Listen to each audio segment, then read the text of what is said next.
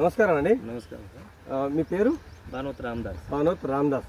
ఇప్పుడు ఈ సఫల్ భీష్మ 36 వెరైటీని మీరు చూడడానికి వచ్చారు కదా, దీని గురించి ఒక 2 ముచ్చట్లు చెప్పండి గట్టిగా. ఈ వెరైటీ బాగా కాసిందండి. పైనుంచి కింది దాకా కాయ అనేది ఒకటే రకంగా ఒకటే పొడుగుతో వస్తూ ఉంది. ముదురు ఎరుపు వర్ణాన్ని కలిగి ఉన్నది. బాగా మార్కెట్లో డిమాండ్ అయ్యే కాయగా కనబడతా ఉంది.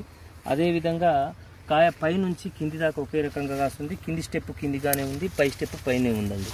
ఈ విధంగా కాయ అనేది చూడడానికి ఒకటే రకంగా బారుగా కొస వరకు ఒకటే రకంగా ఒకటే సీక్వెన్స్లో కాసింది, ఒకటే పొడుగుతో కాసింది. కాయ కూడా బాగా మన మార్కెట్లో డిమాండ్ వచ్చే కాయ ఉంది.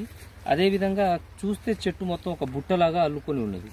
అదేవిధంగా చెట్టు పైదాకా ఒకటే రకంగా ఉండి కాయ శాతం అనేది బాగున్నది.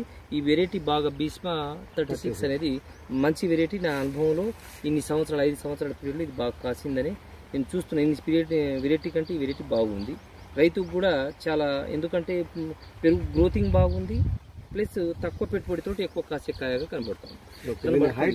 హైట్ బాగుందండి. 5 ఫీట్ల చిల్లర ఉంది. నా హైట్ ఉంది. నా హైట్ కనబడుతుంది. ఓకే, నమస్తే.